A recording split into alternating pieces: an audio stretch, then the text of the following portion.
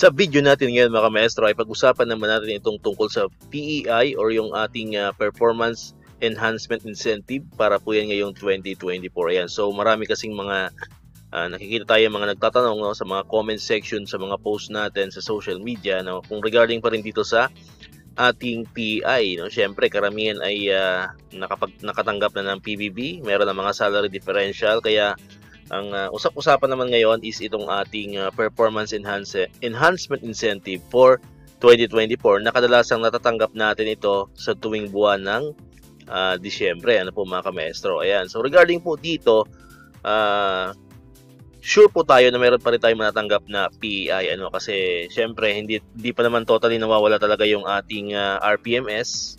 Although mayroon ngang pinalabas na Executive Order number 61, yung suspension ng RPMS, pero nasa transition period pa lang po tayo. Actually, wala pa nga tayo sa transition period kasi hindi pa naman lumalabas yung recommendation ng TWG na nag-aaral po sa ating RPMS. So, sigurado po yan meron pa rin tayong matatanggap na PEI ngayong darating na December, yung ating PEI 2024, kasi hindi pa naman totally nawawala talaga yung RPMS. And sa tingin po natin, ito na rin yung huling PEI na matatanggap natin.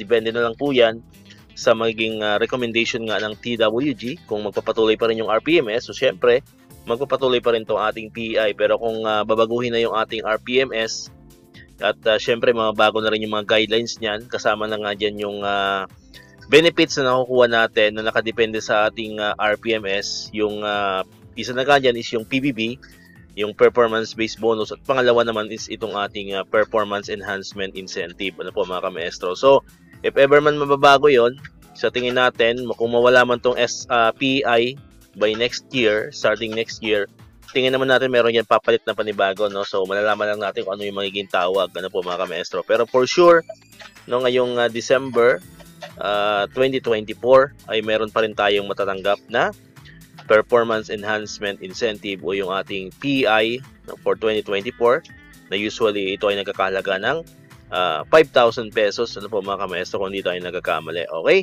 So yun po, So wag na po tayong mangamba na baka wala ng PEI. So meron pa po yan. Meron na po tayong matatanggap ni PEI ngayong darating na December. So muli, maraming salamat sa inyong panonood at pakikinig. Once again, El Maestro, see you on my next vlog. Bye-bye!